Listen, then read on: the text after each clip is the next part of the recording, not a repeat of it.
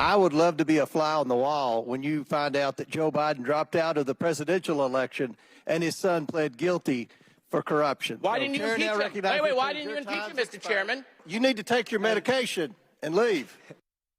All right, kind of a quiet hearing on Capitol Hill yesterday. That exchange happening between Oversight Chairman James Comer and Democratic Congressman Jared Moskowitz during a hearing into the consequences of what Biden-Harris policies have done to America over the last 4 years. And joining us now for more on what happened yesterday, Kentucky Congressman, Chairman of the Oversight Committee, James Comer. Congressman, good to see you. It's been a little while. Things have shifted a little bit over the summer at the White House. I'm just assuming that you and Jared Moskowitz are very close behind the scenes when the cameras aren't rolling. Like at the end of a long workday, you'll go out to dinner and get drinks together and hang out, right?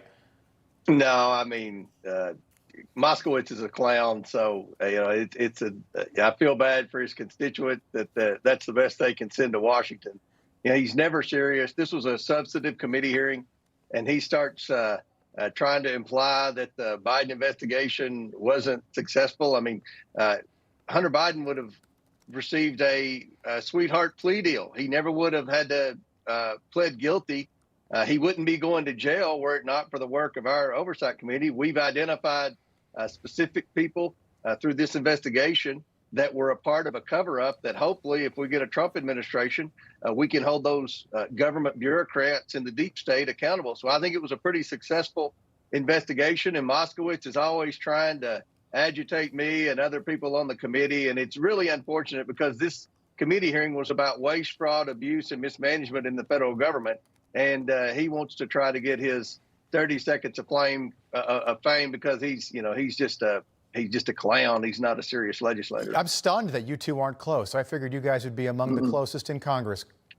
No, my friends are tough guys from Kentucky. I grew up in Appalachia. Moskowitz, I don't know.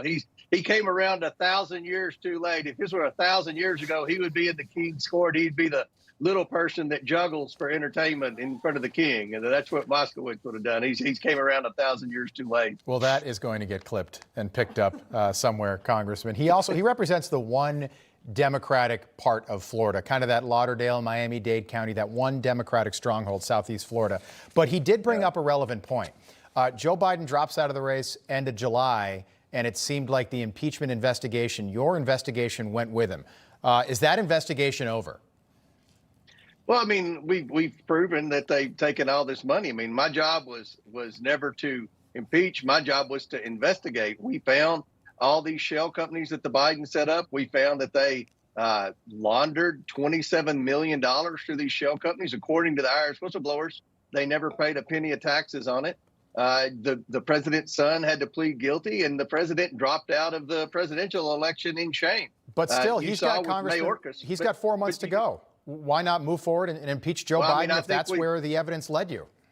Well, we impeached Mayorkas, and the Senate gave us the middle finger. So there's no way that Joe Biden's going to be removed from office because the Senate doesn't care. Well, but the Democrats did that to Donald Trump twice, and the Senate gave them the middle finger. Look, so I would vote to impeach. Yeah, I would vote to impeach right now. He committed impeachable offenses. But at the end of the day, we don't have 218 votes. We've got some Republicans. You're seeing the battles we're having over trying to make a few modest spending cuts in the House. We have a few Republicans that don't want to vote for it. I mean, that's just a fact of life. I don't like it.